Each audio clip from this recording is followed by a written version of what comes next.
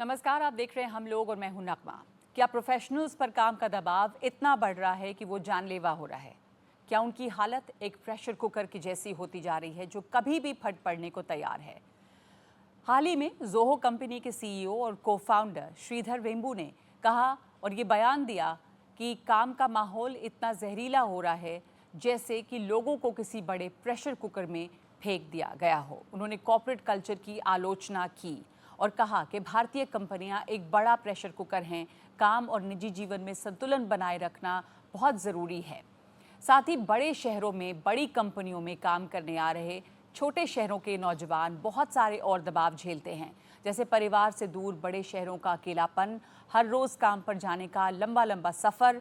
और स्विगी के सीईओ रोहित कपूर का भी वो वीडियो बहुत वायरल हुआ जिसमें उन्होंने लोगों से कहा कि 3 बजे तक काम करने की क्या ज़रूरत है, घर जाओ, परिवार के पास जाओ, काम के लिए पागल ना हो। तो दिखाते हैं आपको ये वीडियो जो बहुत ही वायरल हुआ। You don't need to hustle and work till 3 a.m. and all that every day. Some days you need to, you will. But वो जो 3 बजे रात को बैठते हैं ना, वो ये नहीं बताते कि वो 1 बजे दोपहर को ऑफिस आते हैं. And I have a huge problem with that. Because I used to come to office at 8 o'clock, nobody used to be there in my previous organization. People will saunter it at 12, 1, then they will put at night, burning midnight oil. क्यों burn कर रहे हो? किसने बोला है? घर जाओ, dog है, बीवी है, गर्लफ्रेंड है, बच्चे हैं, कुछ तो करो उनके साथ जाके कभी तो. वो बर्न करके तुमने क्या उखाड़ लिया किसी का? So this whole culture of to build something great or to give everything up, मर जाओगे किस दिन वो करते करते तो फिर उसके बाद क्या होगा? And not needed. Hard work is needed. I think we all work damn hard. I worked damn hard all my life. I don't want to walk away from the fact that anything comes easy. Nothing has come easy to me ever in my life. But it has not come at the cost of being crazy. You don't need to be crazy. You don't need to be crazy, not at the cost of your life. और साथ ही ये कह रहे हैं कि hard work ज़रूरी है, बहुत लंबे घंटे बिताना ज़रूरी नहीं। स्विगी सीईओ का जो ये वीडियो है या श्रीधर वेम्बू और रोहित कपूर के इन बयानों के पीछे कई कहानियां हैं, कई जिंदगियां हैं जो वक्त से पहले ख़त्म हो गई। बस चंद दिन पहले खबर आई कि झांसी में बजाज फाइनेंस में काम करने वाले एक मैनेजर ने आत्महत्या कर ली और चिट्ठी में कारण काम का दबाव बताया। उससे पहले सितंबर के महीने में पुणे में अर्न्स्ट एंड यंग कंपनी में काम करने वाली एना सेबास्टियन की मौत के बाद उनकी मां ने आरोप लगाया कि 26 साल की उनकी बेटी की मौत का कारण जो है वो काम में दबाव है और इसने लोगों में बहुत नाराज़गी पैदा की। उनकी इस चिट्ठी ने, मां ने आरोप लगाया था कि उनकी बेटी की जान काम के दबाव से गई है। तो उनका ये पत्र हम आपको दिखा रहे हैं जो एक बहुत ही दुखी मां ने लिखा। उनका ये पत्र जो है वो बहुत वायरल हुआ। उन्होंने बताया कि उनकी बेटी जो है वो काम के दबाव में रहती थी। तो ये है वो चिट्ठी जो बहुत वायरल हुई। लेकिन साथ साथ आपको ये भी बता दें कि इसके बाद अर्न्स्ट एंड यंग के सीईओ ने इस बात से इनकार किया और इनकार करते हुए एक बयान जारी किया जिसमें कहा कि एना हमारे यहाँ सिर्फ 4 महीने थी और उसे भी उतना ही काम दिया गया जितना बाकियों को। हम परिवार के साथ हैं और हर संभव मदद कर रहे हैं। एना सेबास्टियन पेरेल की मौत पहली नहीं है जिसके कारण वर्क कल्चर पर बहस हो रही है। पिछले साल अक्टूबर में इन्फोसिस को फाउंडर नारायण मूर्ति का 70 घंटे काम करने के बयान की भी बहुत आलोचना हुई थी। उन्होंने कहा था कि युवा भारतीयों को 70 घंटे प्रति सप्ताह काम करना चाहिए ताकि देश के आर्थिक विकास को बल मिले। उनकी सोच को ओला चीफ भवेश अग्रवाल का भी समर्थन मिला, जिनका कहना था कि वर्क लाइफ बैलेंस की कोई ज़रूरत नहीं है क्योंकि अगर आपको काम में मज़ा आ रहा है तो जीवन में भी सुख मिलेगा और बेहतर तालमेल भी रहेगा। तो एक तरफ इस हसल कल्चर को बढ़ा चढ़ाकर पेश किया जा रहा है, दूसरी तरफ बर्नआउट भी हो रहा है, काम के दबाव की बहुत बड़ी समस्या सामने आ रही है और इसी से कई सवाल उठ रहे हैं कि क्या भारतीय युवा औसत से ज़्यादा काम कर रहे हैं। सवाल ये भी है कि काम और निजी ज़िंदगी में बेहतर तालमेल कैसे हो और क्या घंटे गिनने से ज़्यादा ज़रूरी क्वालिटी नहीं है, क्योंकि अक्सर कहा जाता है क्वालिटी ओवर क्वांटिटी। और क्या हाइब्रिड मोड ऑफ वर्क ने तनाव को घटाया है। तो ये तमाम सवाल हमारे सामने हैं जिन पर हम बातचीत करेंगे और ये भी कि अगर आप ज़्यादा काम करने को तैयार नहीं हैं तो आपकी जगह कोई और लेने के लिए खड़ा है और एक बहुत लंबी कतार है। और ये भी कि मेहनत करने से कोई नहीं रोक रहा, लेकिन उस मेहनत में और फिर बर्नआउट ना हो, इसमें किस तरह से हम एक तालमेल बनाकर रखें। तो हमारे यहाँ एक पैनल है जिस पर बातचीत करने के लिए। तो आपको बता दें कि हमारे साथ स्टूडियो में यहाँ पे जुड़ रहे हैं डॉक्टर निमेश देसाई, जो फॉर्मर डायरेक्टर हैं institute of human behaviour and allied sciences. हमारे साथ मिताली निकोरी हैं, जो लीड ऑथर हैं formulating strategy on care economy in India, economist हैं। हमारे साथ आर.के. सिंह हैं, जो सीनियर एडवोकेट है सुप्रीम कोर्ट में, और प्रियंका सचदेवा, जो स्टार्टअप एंटरप्रेन्योर हैं, फाउंडर हैं core and pure essential oils. और जूम पे हमारे साथ जुड़े हैं शिव अग्रवाल, एमडी हैं एबीसी कंसल्टेंट्स के। शिव अग्रवाल जी, आप इस वर्क कल्चर के बारे में क्या कहना चाहेंगे? कैसे बदला है ये वर्क कल्चर या ये हसल कल्चर, और ये जो कंसर्न है बर्नआउट का, वो कितना जायज़ है, कितना सही है? देखिए नगमा, वर्क प्रेशर या काम का दबाव is a reality of life, be it at work place, be it school में, कॉलेज में, घर पे, there is no going away from that reality. I think the main thing is कि क्या अपनी शारीरिक और मानसिक स्वास्थ्य को are we compromising that for money और for a job, right? And that is लेकिन शिव अग्रवाल जी, क्या लोगों को इतना वक्त मिलता है कि वो अपने मानसिक या शारीरिक स्वास्थ्य पर ध्यान दें इस काम के दबाव में? और जब हम काम का दबाव कहते हैं तो हम कितने घंटों की बात कर रहे हैं? आप इस बात का आपको बेहतर अंदाज़ा होगा, आप एबीसी कंसल्टेंट्स के एमडी हैं, कि ये जो दबाव है वो किन सेक्टर्स में ज़्यादा महसूस किया जा रहा है? देखिए, आई डोंट थिंक कोई ऐसे जनरल रूल है। आई थिंक जहाँ कस्टमर फेसिंग रोल्स है, जहाँ कोई प्रेडिक्टेबिलिटी नहीं है, तो वहाँ प्रेशर ज़्यादा रहती है। I think post covid a lot has changed. Companies are much more flexible in terms of hybrid, but hybrid does not mean that things have improved, because hybrid actually I think has now compromised work-life balance. क्योंकि घर पे there is a blur between what time I finish work and what time I then take over my personal side. So I don't think hybrid is the solution to the problem. Pressure is there. Yes, startups will have more pressure than otherwise, but I think it is going to be for both, for the employer and for the employee. And there are two different discussions here that we need to balance that and see. Not everybody is going to be cut out for a high pressure job. Right? High pressure job, मैंने आपसे वही पूछा कि high pressure job जहाँ पे deadlines meet करना होता है, टारगेट पूरा करना होता है, तो वो हाई प्रेशर जॉब है। लेकिन ये भी एक मजबूरी है कि अगर आप ये काम नहीं करेंगे तो एक बहुत लंबी कतार है लोगों की जो वेट कर रहे हैं आपकी जगह पे। तो ये मेहनत और लॉन्ग आवर्स के बीच में क्या फ़र्क है, ये बात भी समझना बहुत ज़्यादा ज़रूरी है। मिताली, आप इसके बारे में आपका क्या सोचना है? सो फर्स्टली थैंक यू नगमा, आपने मुझे यहाँ इनवाइट किया और इस टॉपिक को रेज़ किया। मैं 3-4 पॉइंट्स से अपने ओपनिंग स्टेटमेंट में स्टार्ट करना चाहूँगी। सबसे पहले तो ये है कि I think as a young professional, मैं भी खुद मतलब अपने आप को कोई ओल्ड नहीं गिनती हूँ अभी भी, एंड डेफिनेटली हमने भी बहुत लॉन्ग आवर्स काम किया हुआ है जब कॉर्पोरेट में थे। आज मैं अपनी कंपनी चला रही हूँ और हमारे क्लाइंट्स हमें कहते हैं कि कल तक दे दो, मतलब आज काम दिया है कल तक दे दो।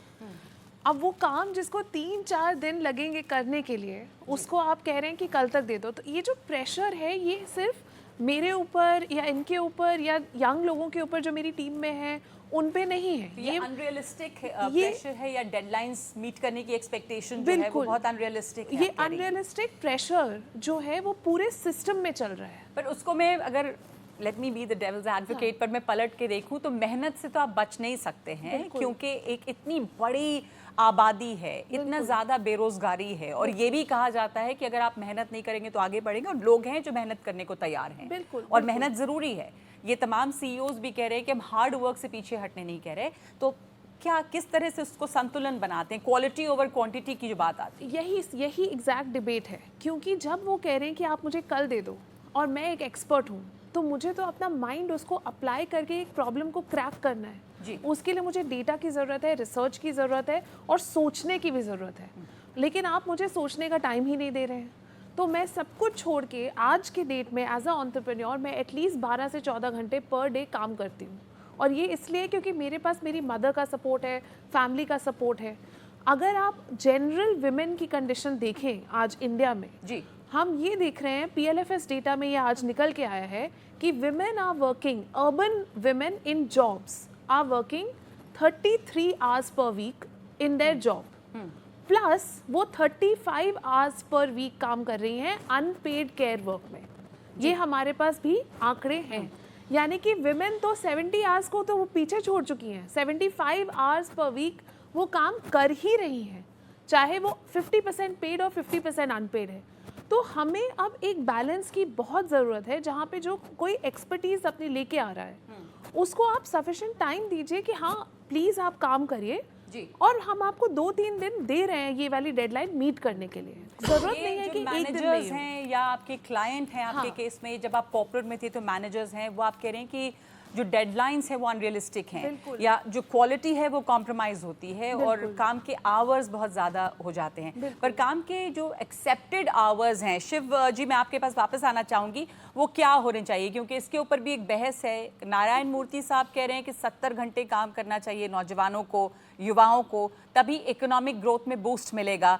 लेकिन कुछ और सीईओ, जैसे हमने स्विगी के सीईओ की बात सुनी, हमने जोहो के सीईओ की को-फाउंडर की बात सुनी कि मिडनाइट ऑयल बर्न करने की यानी रात रात जागने की ज़रूरत भी नहीं है, मेहनत करें। तो क्या औसतन वर्किंग आवर्स है वैसे नौजवानों के लिए भारत में? क्या कुछ औसत है इसका या जो एक्सेप्टेड है? बिल्कुल, I think look realistically it should be 8 to 9 hours a day should be a practical day and it should be no more than 6 days, 5 or 6 days a week. I do not agree to this 70 hours a day mindset. I don't think ये healthy है. This is not a sustainable model for any economy, be it a developing or a developed economy. ये बिल्कुल नहीं हो सकती है, right? This is not sustainable. I think a working hours itself as a concept we have to relook at. For example, I'll give you in my company, what we have done is we have abolished the concept of working hours completely. And we have said you have got an output, you deliver your output.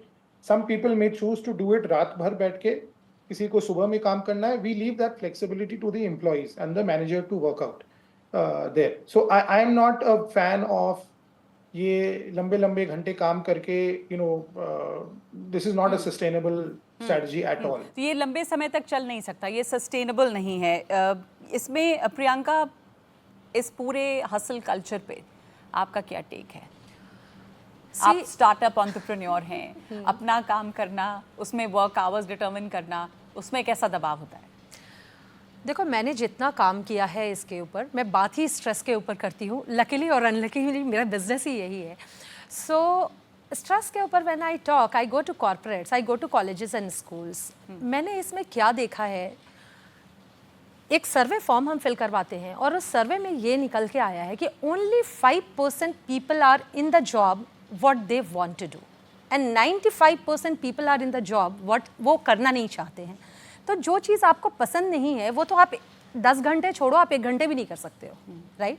And problem वहीं पे है। Problem is not कि work pressure, problem is कि हम उस काम में घुसे हुए हैं जो हमें पसंद ही नहीं है। तो first and the foremost thing, अगर आप as an entrepreneur, as an startup आप देख लोगे, लोगों को तो अभी जैसे ABC consulting, the MD was talking कि आप है ना एक स्पेसिफाइड रोल में लोग हैं वहाँ पे। एज एन एंटरप्रेन्योर हमें तो प्रोडक्ट मैनेजमेंट से लेके product development, product sourcing, employ management, market development, everything we have to do. So हम तो प्लस फंड जनरेशन, स्टार्टअप का सबसे बड़ा चैलेंज ही फंड जनरेशन है। और बोलते हैं अगर किसी भी आदमी के लाइफ में अगर पैसा आ रहा है तो और सब चीज़ों को वो फिर भी मैनेज कर लेता है। But as an startup what I have realised is आप कभी भी ब्रेक डाउन नहीं हो सकते हो if you are in the job जो आप करना चाहते हो। But let me ask you this, कितने सारे लोगों के पास ये लग्जरी है कि वो वही नौकरी करें जो उन्हें पसंद है? ये एक लग्जरी है हिंदुस्तान जैसे देश में। नहीं, मैं आपसे एक बात बताऊं, आप है ना, आज प्रॉब्लम कहाँ है ना, हमें पता ही नहीं है हमें करना क्या है, लोगों को मालूम ही नहीं है। आज आप लोगों से जाके पूछो, अगर कोई इंजीनियरिंग पढ़ रहा है, वो मजबूरी नहीं है इंजीनियरिंग पढ़ना, आपने इसलिए पढ़ा क्योंकि आप चाहते हो। मैं कितने इंजीनियर्स को मिल चुकी हूँ जो मैकेनिकल उन्होंने ले लिया क्योंकि उनको मैकेनिकल नहीं पढ़ना नहीं था, उनको सिर्फ इंजीनियर बनना था। मैं एग्री करती हूँ, ऐसे बहुत सारे लोग हैं जिन्होंने इंजीनियरिंग की, हमें करना नहीं था, लेकिन प्रेशर भी रहता है फैमिली का, आपने इंजीनियरिंग की, आपने मेडिकल किया। पर ऐसी भी बहुत बड़ी आबादी है जहाँ पर एक नौकरी पाना ज़रूरत है। तो जब आपको नौकरी मिलती है आपको वो काम करना होता है। आप कॉल सेंटर्स में देखें, हो सकता है कि वहाँ पे चॉइस के साथ लोग नहीं हैं और आवर्स ऐसे रहते हैं जहाँ पे कोई काम करना नहीं चाहेगा, पर इसके बावजूद लोग वहाँ पर काम करते हैं क्योंकि वो एक मजबूरी है। या ये कॉर्पोरेट सेक्टर्स है जहाँ पे लोग जा रहे हैं। अब जब हम पुणे की बात करते हैं और अर्नस्ट एंड यंग की बात करते हैं, उनके CEO का बयान आया, उन्होंने इस बात से को डिनाई किया कि 4 साल हमारे यहाँ एना सेबेस्टियन काम कर रही थी, 4 महीने, माफ़ की 4 महीने। तो मुझे नहीं लगता उनके पास उतना ही काम था जितना बाकी लोगों के पास काम था। तो मुझे नहीं लगता कि काम का दबाव है। ये हो सकता है कि काम का दबाव नहीं हो, लेकिन इस बात से क्या इनकार किया जा सकता है कि काम का दबाव बहुत होता है।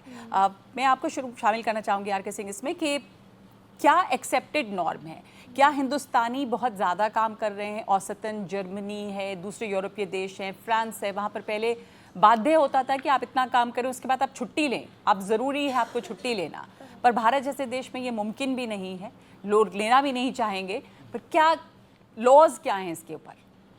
देखिए, एक बड़ी अच्छी बात है कि सूनर और लेटर शायद ही कोई ऐसा प्रश्न है, सामाजिक हो या फिर पॉलिटिकल हो, जो लीगल नहीं हो सकता है। अब आज देख लीजिए, बच्चे ने सुसाइड किया, अल्टीमेटली घूम के ये प्रश्न लीगल हो गया जी। कि उसकी लीगल सेफगार्ड्स क्या हैं। ये यंग बच्चे यहाँ बैठे हुए हैं, I can see their faces and cynicism and fear भी मैं देख रहा हूँ। जब भी इस टाइप की कोई घटना होती है तो जो यंग बच्चे हैं, जो प्रोबेबल हैं, जो जाना चाहते हैं कॉर्पोरेट वर्ल्ड में, उनके सामने बहुत सारे ऐसे प्रश्न और ईडियम्स आते हैं कि अगर वो फलना के साथ ऐसे हुआ तो फिर हमारे साथ होगा, तो मेरे पास मैकेनिज्म क्या है। अब यहाँ पे मैं आपको 3 चीज़ें बहुत स्पष्ट तौर पे बताता हूँ। मैं आपसे पहले, इसके पहले कि मैं एक जल्दी से एक बात समझना चाहती हूँ कि यहाँ पे या कानूनी तौर पे किसी भी कॉर्पोरेट सेक्टर में लोगों की लीगल राइट्स क्या हैं, कितने घंटे, क्योंकि आजकल इसकी भी अवेयरनेस बढ़ी है। एक तरफ 2 बातें हैं, एक तो हम ये बात कर रहे हैं कि लोग बहुत ज़्यादा काम कर रहे हैं, काम का दबाव है, दूसरी तरफ ये अवेयरनेस भी है कि इतने घंटे काम करना ही लीगली अलाउड है, नहीं तो शिकायत कर सकते हैं, HR है, बट ये डर भी होता है कि अगर आप शिकायत करते हैं तो कोई और आपकी जगह नौकरी पे आ जाएगा। But what's the law on that? That is what I am trying to tell you. In spite of everything, government job remains one of the top priorities in India. तमाम कॉर्पोरेट के ड्रामा के बाद और बहुत बड़े जी, क्योंकि इसके तह में एक बहुत बड़ा संकट है और एक एश्योरेंस है। ये हायर एंड फायर का जो पॉलिसी है ना कॉर्पोरेट का, वो इतना डरावना है, ये डोमेस्टिक स्वॉर्ड है। कायदे से तो रूल कहता है 8 घंटे से आप ज़्यादा नहीं कर सकते। ये जो नया वर्कफोर्स 2002 के बाद से या 2000 के डिकेड से स्टार्ट हुआ, ये एक बहुत बड़ा वर्कफोर्स है। These young people, they are the wealth generators. जी, और ये किसके लिए जनरेट कर रहे हैं वेल्थ? मल्टीनेशनल कंपनीज के लिए कर रहे हैं, इंडियन कंपनीज जो ग्लोबल हैं। अब अर्न्स्ट एंड यंग की बात देखिए नंगबा जी, ये वो कंपनी है जो लंदन बेस्ड है। आपको पता है ब्रिटेन में वर्कर्स के सुसाइड के लिए एक एक्ट है, man slaughter and homicide act 2007। आप कभी गूगल उठा के देख लीजिएगा, वहाँ पे एक प्रोसिक्यूशन आज तक नहीं हुआ है। ये जो घटना घटती है, इन बच्चों को अपने लीगल राइट्स के बारे में कुछ नहीं पता। हम क्या करते हैं आजकल, we have started a new theatrics कि मेंटल स्ट्रेस खत्म करने के लिए एक बंदा आता है। हम तो लॉयर हैं, हमसे ज़्यादा मेंटल स्ट्रेस किसको होगा? एक दिन में अगर 10 मुकदमे कर रहे हैं तो 5 कुछ और के हैं, 2 कुछ और के हैं, 3 कुछ और के हैं। जी, तो एक आता है यहाँ पे, कोई माइक लगाता है और बच्चों को बताता है कि तुमको ऐसा करना चाहिए, योगा करना चाहिए, उल्टा लटक जाओ, सीधा लटक जाओ। और उसके बाद बच्चे जो हैं वो स्ट्रेस फ्री अपने आप। ऐसा नहीं चलेगा, ऐसे वो स्ट्रेस फ्री नहीं हो सकते। उनके जो इकोनॉमिक रिक्वायरमेंट्स हैं, प्लस इकोनॉमिक रिक्वायरमेंट्स के बाद जो जॉब सिक्योरिटी की एश्योरेंस है, वो उनके पास नहीं है। और हमारे पास लॉज नहीं हैं जो उनके जॉब को सिक्योर कर सकें। नहीं, पर ये जॉब सिक्योरिटी की जो बात है, ये अब पूरी दुनिया की समस्या है कि जॉब सिक्योरिटी सरकारी नौकरी के अलावा ये हायर एंड फायर कल्चर सब जगह पे है, और ये इस मॉडर्न वर्ल्ड क्या एक तरह से श्राप है। No I am telling you, एक एग्जांपल के थ्रू मैं ख़त्म करना चाहता हूँ। फ्रांस एक ऐसा कंट्री है, अगर आप टॉक्सिक वर्क इन्वायरमेंट में आप काम कर रहे हैं, उसके चलते अगर कोई एम्प्लॉय सुसाइड करता है या उसके साथ कुछ क्लैमिटी होती है या उसके कुछ एडवर्सेरियल इफेक्ट होते हैं उसके फिजिकल फीचर्स पे, तो कंपनी के एम्प्लॉयज़ जो होंगे और जो कंपनी वाले होंगे वो डायरेक्टली लायबल होंगे। अगर ये रिजीम फ्रांस में काम कर सकता है तो why not in this country? Shiv Agarwal, इस पर आप जोड़ना चाहेंगे कि अगर फ्रांस या यूरोप के दूसरे देशों में ये काम कर सकता है तो यहाँ क्यों नहीं? क्या डिफरेंस है जो यूरोप या के देशों में जो वर्क की स्थिति है और जो हमारे यहाँ पे है? I think, look, the developed countries are far ahead. Why? With regards to law and regulation and the employees knowing their rights, कि उनकी क्या rights है. आप क्या ये कह रहे हैं कि यहाँ पे भारत में जानकारी नहीं है लोगों को ज़्यादा, इस वजह से एक्सप्लॉयटेशन है? आप मान रहे हैं कि एक्सप्लॉयटेशन है? नहीं, मैं नहीं मानता हूँ कि एक्सप्लॉयटेशन कोई मास स्केल पे है. ये वन और स्ट्रे इंसिडेंट्स है. बिल्कुल culture can be aggressive. There is a hard task culture. पुरानी एक माइंडसेट है कि लंबे लंबे घंटे आप काम कीजिए देयर. बट ऐसे कोई जनरल रूल ऑफ एक्सप्लॉयटेशन बिल्कुल नहीं है.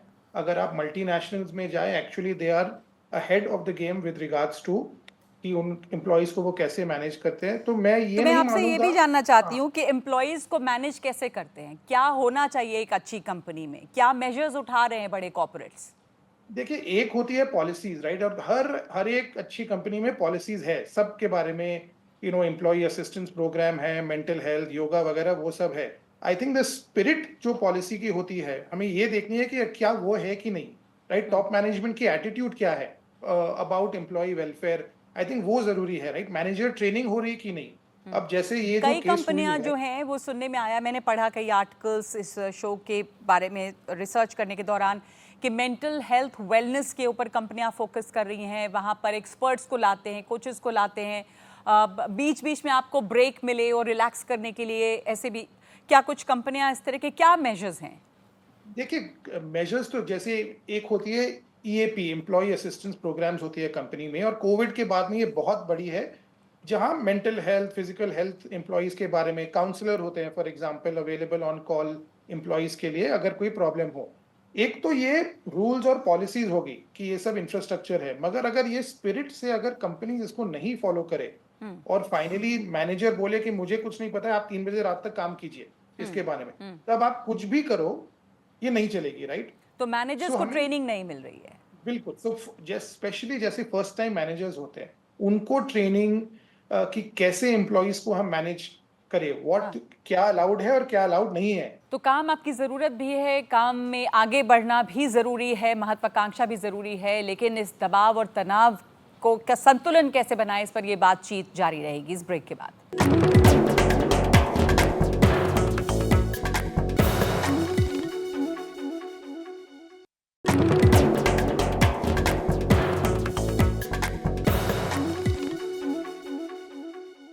सब लोगों को पता हो, कुछ दिनों पहले अमेज़ॉन से रिलेटेड उनके वेयर हाउस में वर्किंग कंडीशंस को लेकर खबर आई थी.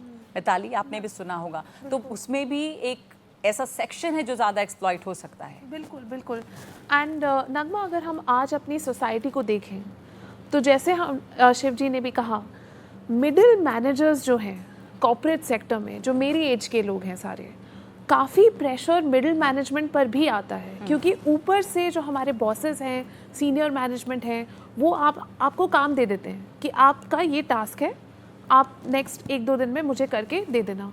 और हमारे पास टीम होती है यंगर लोगों की, उनके साथ हमें काम करना है, उन्हें सिखाना भी है, उनको मेंटर भी करना है. मैनेजर्स हैं वो अपने से नीचे लोगों के ऊपर दबाव बनाते हैं. वो दबाव भी बनाते हैं, चाहे वो उनको मेंटर भी करें, सिखाने की कोशिश भी करें. आई एम नॉट सेइंग कि ये सारे मिडिल मैनेजर सिर्फ दबाव ही बना रहे हैं, लेकिन अगर आपका manager as a young person, आप फर्स्ट टाइम किसी कंपनी में आए और आपकी मैनेजर या आपका मैनेजर एम्पैथेटिक नहीं है, या फिर उसके पास ट्रेनिंग नहीं है, तो वो कैसे आपको आगे गाइड करे? ट्रेनिंग की बात है या दबाव उनके ऊपर भी बहुत ज़्यादा रहता है, उसकी वजह है, या अवेयरनेस नहीं है लोगों में, तो वो आगे शिकायत नहीं करते हैं, या डर के शिकायत नहीं करते कि अगर आप शिकायत करेंगे तो किसी और को नौकरी मिल जाएगी. प्रियंका, दो चीज़ें हैं. जैसे आपने बोला, यहाँ पे हमें थोड़ा अपने ऊपर काम करने की भी ज़रूरत है. अगर आज ENY जैसे कंपनी में ये चीज़ हुई है, ENY पैसे कहाँ से देगा एम्प्लॉय को? अगर ENY में हुई है 5 दिनों पहले, बजाज में हुई, अभी कहीं पे है ना, HDFC का भी मैं देख रही थी, वहाँ उसका भी आया हुआ है. तो बहुत सारी जगहों पे ये चीज़ आती है. देखो, हमारे जब हम काम करते हैं ऑफिस में, हम जितने देर रहते हैं वो काम हम कर रहे हैं, बट उसमें भी देखो हम उठ के जाते हैं. ऐसा नहीं है कि हर आदमी है ना 8 घंटे या 9 घंटे काम कर रहा है, नहीं करते हैं. We must accept that, right. Apart from that ये होता है कि हमारी स्लीप पैटर्न्स इतने गंदे हैं, और जब आप स्लीप पैटर्न आपके अच्छे नहीं है तो आपका हार्मोनल लेवल कम्प्लीटली इम्बैलेंस हो जाएगा.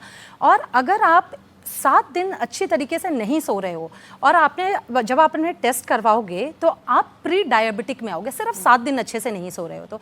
And that is the reason India is becoming diabetic capital of the world, right? So हमें उन चीज़ों पे काम करने की ज़रूरत है। That is one thing as an तो ये एम्प्लॉय। जैसे एक वन ऑफ द सीईओज उन्होंने ही कहा था ना कि ये जो वर्क प्रेशर है वो सिर्फ वर्क प्रेशर नहीं है, वो इसलिए भी है, डॉक्टर देसाई आपको शामिल करना चाहूँगी, वो इसलिए भी है क्योंकि ये छोटे शहरों से आकर आप बड़े शहरों में रहते हैं, वहाँ की एक लोनलीनेस होती है, परिवार आपके साथ नहीं है, वो वक्त ही नहीं होता कि आप अपने स्वास्थ्य पे, अपने हेल्थ पे, अपने खाने पीने पे ध्यान दें। तो एक तस्वीर में देख रही थी जहाँ पर लैपटॉप में बहुत देर तक बैठ के रात में कोई काम कर रहा है और साइड में आपके एक फास्ट फूड का पैकेट पड़ा है। तो ये तमाम चीज़ें मिलजुल के उस दबाव को कैसे बढ़ाती हैं? आपने अपनी भूमिका में और अभी बहुत सारे फैक्टर्स जो है वो गिनवा दिए हैं, तो उनको रिपीट नहीं करूंगा मैं। लेकिन जो एक फैक्टर अभी तक नहीं हमने बात की है वो है महत्वाकांक्षा। महत्वाकांक्षी व्यक्ति, महत्वाकांक्षी समाज, महत्वाकांक्षी देश। तो महत्वाकांक्षा अपने आप में अच्छी चीज़ है, success and desire for success. लेकिन desire for success, commercial success, vis-a-vis compassion अपने लिए और दूसरों के लिए, विरोधाभास वहाँ है। प्रियंका जी कुछ और मुद्दे कह रही थी, लेकिन जो मुझे मुद्दे फिर लाने टेबल पे बुलाने जो आई थिंक मिताली जी कह रही थी। सबसे पहले एक वक्त हम स्वीकार रहे, आज हम कॉर्पोरेट की बात ज़्यादा कर रहे हैं, लेकिन women home makers, specially working women और वर्किंग मदर्स, इनके स्ट्रेस का तो कोई मापदंड हो ही नहीं सकता। मतलब this is the worst of the examples. लेकिन उसको फ्लैग करके अभी के लिए छोड़ देते हैं। और मुझे विचार एक और सूझ रहा है नगमा जी कि जो आपने प्रेशर कुकर की बात की उससे मैं बेहद खुश हूँ, उसके मुद्दे एक दो और बात करेंगे। लेकिन प्रेशर कुकर का मैं याद कर रहा था 40, 50, 60 साल पहले दाल गलती थी और पकती थी कढ़ाई में और पतीली में। कुछ 40 साल पहले, 50 साल पहले भारतवर्ष में और दक्षिण एशिया में बात आ गई प्रेशर कुकर की। तो हमें 10 मिनट में दाल गली हुई चाहिए और उसको 2 मिनट में छौंक लगा दिया, 12 मिनट में दाल तैयार हो गई। तो मानो कि ये स्थिति हो गई। वो दाल आराम से गलेगी, पकेगी, उसका स्वाद अलग होगा और हमें प्रेशर कुकर में 10 मिनट में पकनी है। तो प्रॉब्लम है, कह रहे थे कि क्वालिटी नहीं चाहिए। I want success, I wanted fast, Yeah. I wanted first, I wanted full. पर क्या कुछ गलत है सक्सेस को जल्दी फास्ट और पूरा, फुल में हाँ। पूरा चाहिए? क्या कुछ गलत है? महत्वाकांक्षा नहीं, वही मैं कह रहा हूँ, वही ये जो विरोधाभास है। अच्छा, एक और बात करें नगमा जी, वैचारिक स्तर पे, फिलोसॉफिकली, सामाजिक स्तर पे या व्यक्ति विशेष के लिए, 2 स्तर पे अगर बात करें, इसीलिए मैंने वहीं से बात शुरू की। महत्वाकांक्षा बहुत अच्छी चीज़ है। अगर महत्वाकांक्षी समाज, देश और व्यक्ति नहीं होगा तो डेवलपमेंट होगी नहीं। लेकिन वो बैलेंस, जैसे आपने बार बार कहा, वो बैलेंस होगा कैसे? और वो बैलेंस हर व्यक्ति के लिए, हर समाज के लिए, हर तबके के लिए, हर संस्थान के लिए अपनी पहचान वो जो बनानी है। बैलेंस है जिसकी बात आप कर रही थी कि अगर आपको काम पसंद है तो उस बैलेंस को आप नहीं ढूंढते। ज़्यादातर लोग वो काम कर रहे हैं जिन्हें पसंद नहीं है, और ये ओला के सीईओ ने भी बोला यही।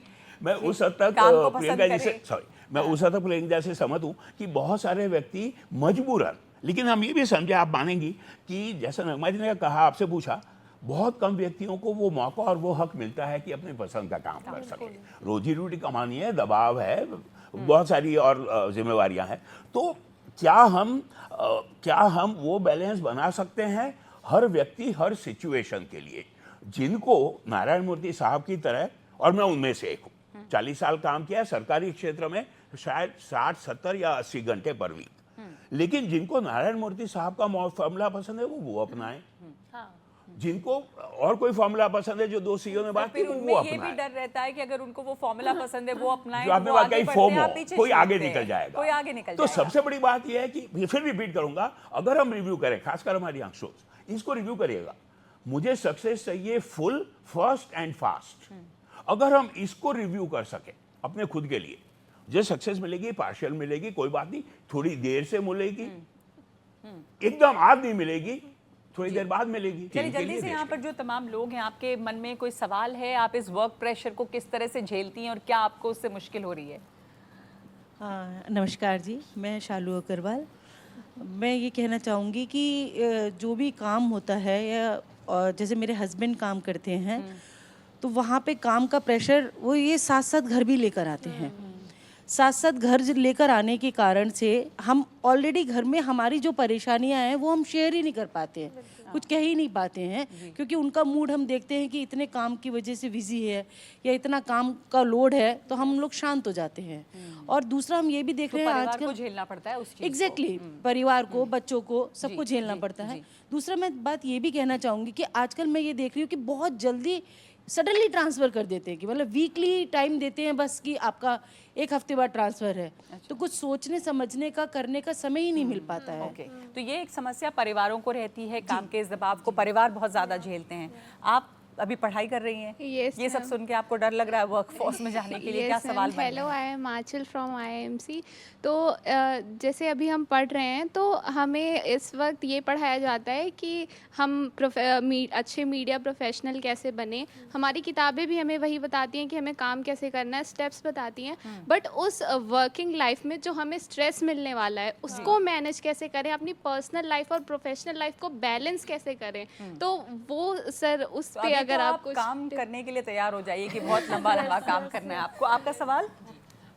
मेरा नाम धर्मेंद्र कुमार है, मैं IMC से RTV से हूँ। मैम, हम उस प्रेशर की ही बात कर रहे हैं, जितना प्रेशर हमें अभी भी सर जो है क्लास के दौरान बार बार ट्रेन करते, ये तो सिर्फ झलक है, अच्छा, असली पिक्चर भी बाकी है। एक आठ सवाल आपका भी है।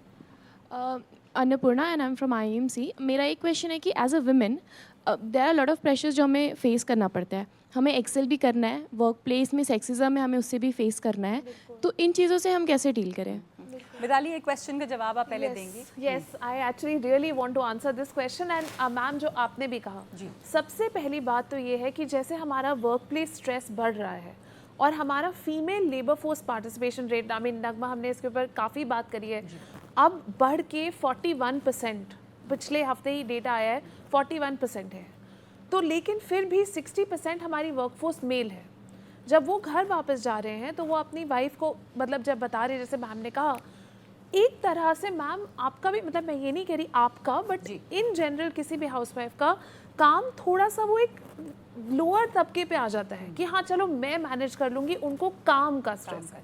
लेकिन जो घर पे वो काम कर रही हैं वो भी इक्वली इम्पॉर्टेंट है, चाहे वो पेड नहीं है। वो हमारी सोसाइटी में प्रोडक्टिव सिटीजन्स को की अपब्रिंगिंग कर रही हैं। वो इकोनॉमी उसके बिना नहीं चल सकती।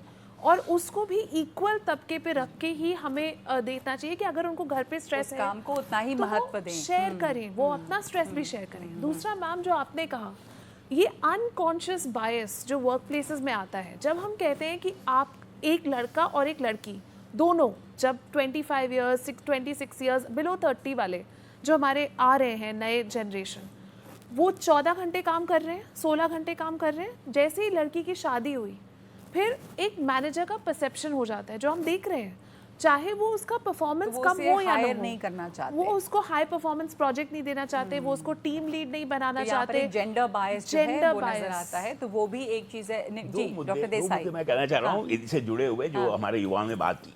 पहली बात, 1 मिनट के लिए गौर करें, आपका अड़ोस पड़ोस, आपका एक्सटेंडेड फैमिली, शादी में मिले आप 50 जने, उसमें से 10 यंगस्टर्स हैं, मोहल्ला या एक्सटेंडेड फैमिली, किसकी इज्जत होती है?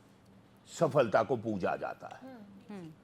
ये समाज की समस्या है। सफलता को सराहें, इससे कोई एतराज ना हो, लेकिन विफलता या सफलता की कमी को भी हम सराहना सीखें, वो मानव मूल्य। तो काम में लगातार दबाव बढ़ रहा है और इस बढ़ते दबाव के साथ साथ आप अपने काम में कैसे आगे बढ़ सकते हैं, इस पर ये बातचीत जारी रहेगी। हम लेंगे एक छोटा सा ब्रेक।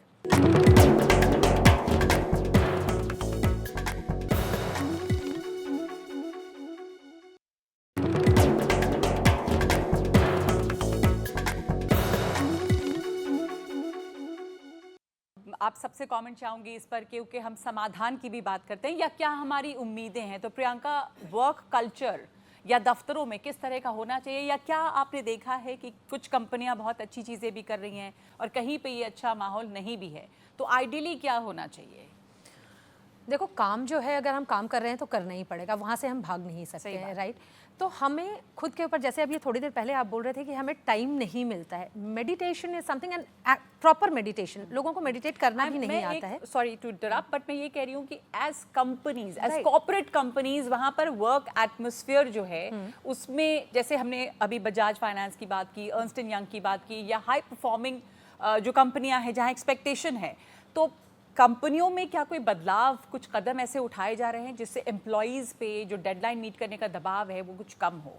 किसी तरह का आपको जानकारी अगर हो? मैं उसी बात पे आ रही थी इनफैक्ट कि मेडिटेशन अगर आप करते हो, या फिर वैसे मैं एसेंशियल ऑयल में हूँ, तो बहुत सारे कॉर्पोरेट्स आज के इवन EY के पास भी ही चीज़ें ऐसी हैं, वो उन्होंने भी इंटरनल साइकेट्रिस्ट एंड साइकोलॉजिस्ट रखे हुए हैं।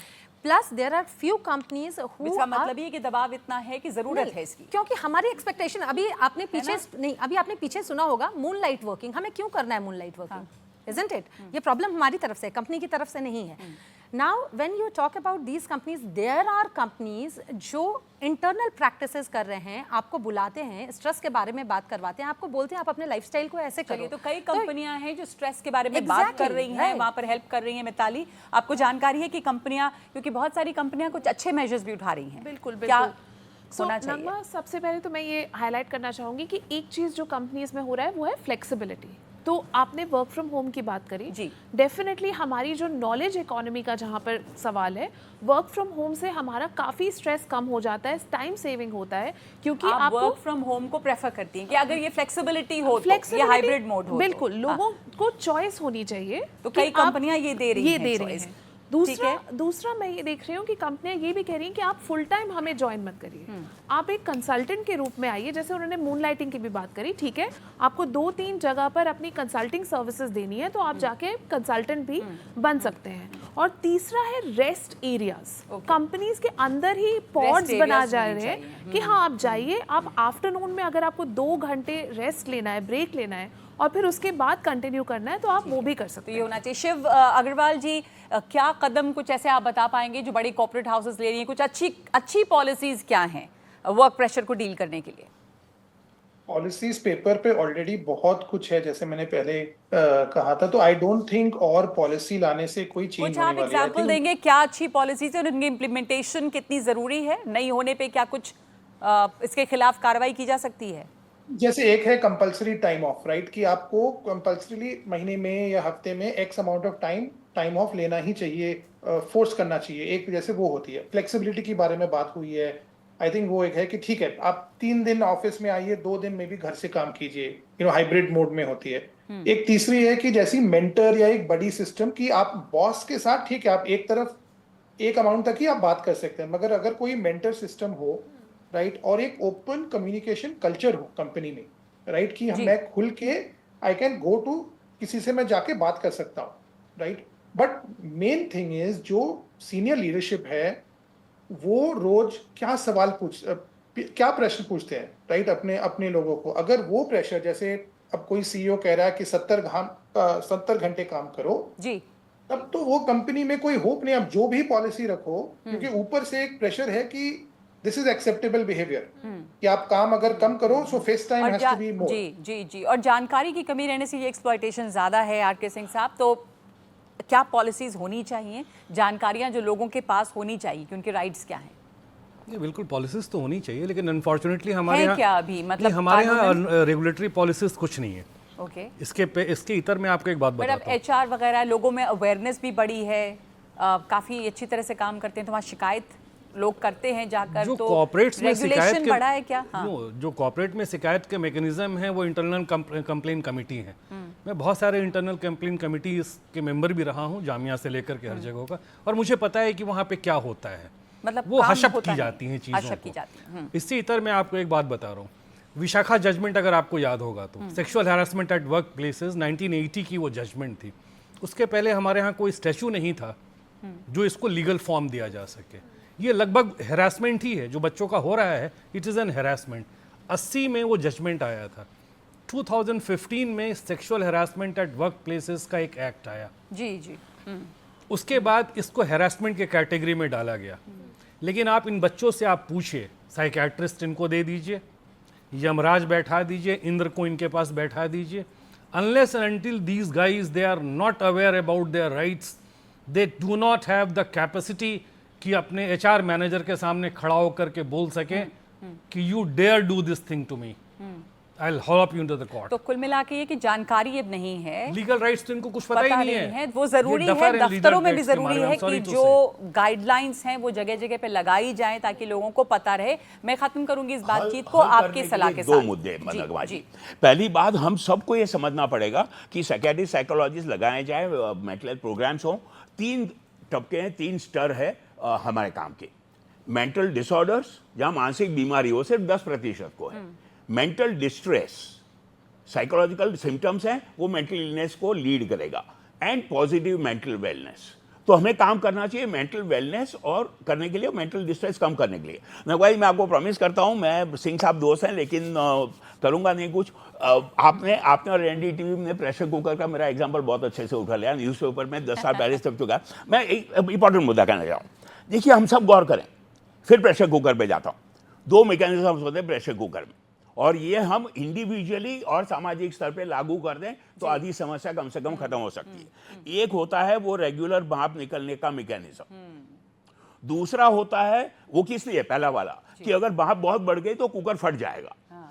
और उसके साथ सेकंड है कि अगर वो रेगुलर आउटलेट के बावजूद अगर प्रेशर बहुत बढ़ गया तो सीटी बच जाएगी। तो हमें 2 चीज करनी है, रेगुलर आउटलेट रखना है और सीटी का मैकेनिज्म रखना है। इंपॉर्टेंट और बड़ी दिलचस्प तरीके से आपने इस बात को कहा। हमें खत्म करने का हमारे पास इतना ही हॉबी भी बहुत जरूरत। तो वो जो आप कह रहे हैं कि वो मेंटल तनाव कम करने के लिए, जैसे प्रेशर कुकर का की मिसाल दी आपने कि लगातार भाप निकलना यानी दबाव या स्ट्रेस कम होना जरूरी है, और ख़तरे की घंटी जब बज जाती है तो उसको भी ध्यान से सुनिए। तो ये सवाल है, लेकिन हमें खुद रास्ता ढूंढना होगा। काम का दबाव भी है, काम ज़रूरी भी है, काम में मेहनत भी ज़रूरी है, लेकिन इसको संतुलित तरीके से कैसे करें। तो शुक्रिया आप सबका हमारे साथ जुड़ने के लिए।